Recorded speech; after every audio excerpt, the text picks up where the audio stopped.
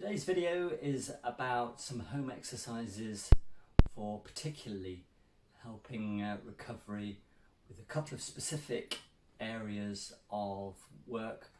One is really improving balance and the other is care of the much less active arm, particularly if the hand is quite severely affected.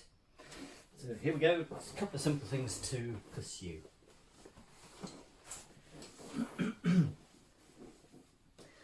So I'm going to say that the person who needs this kind of help has got a very inactive left hand, so it can be supported by the right hand.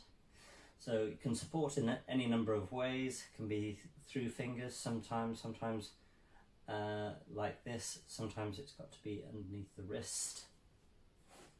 And it can also be supported on pillow. The key thing, if the hand is very poorly, is to get good control into particularly the shoulder area and start getting active here, rolling the shoulder forward and shrugging the shoulder upward.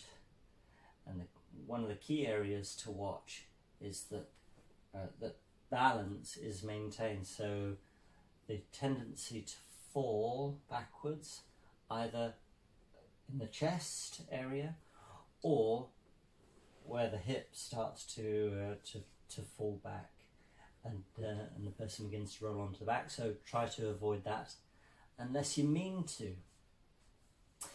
So active shoulder, very key. It's also perfectly okay to try other exercises where the left hand needs extra help as well.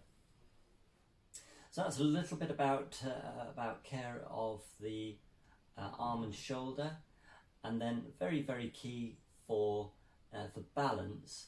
There's a great little series of exercises that you can do when you're lying down on the side, and it's usually best to have the strong and active side underneath, so you're lying on top of that, and it's very simply working on knee bend exercises, trying to get the knees to come up towards the chest.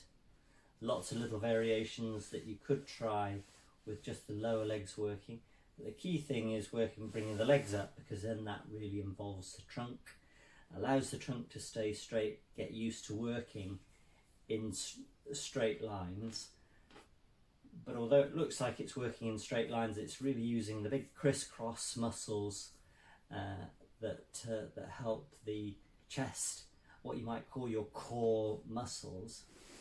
And with all of these, the key thing again is in number. Large numbers of low effort relatively, so that you have quite good skill. So very gentle movements, and then a small number, just 3 or 4 in any exercise session. Just 3 or 4 of maximum effort. Just see how far you can lift your knees up. Just 1, 2 and 3. So a small number of strong exercises and large numbers of very low effort exercises.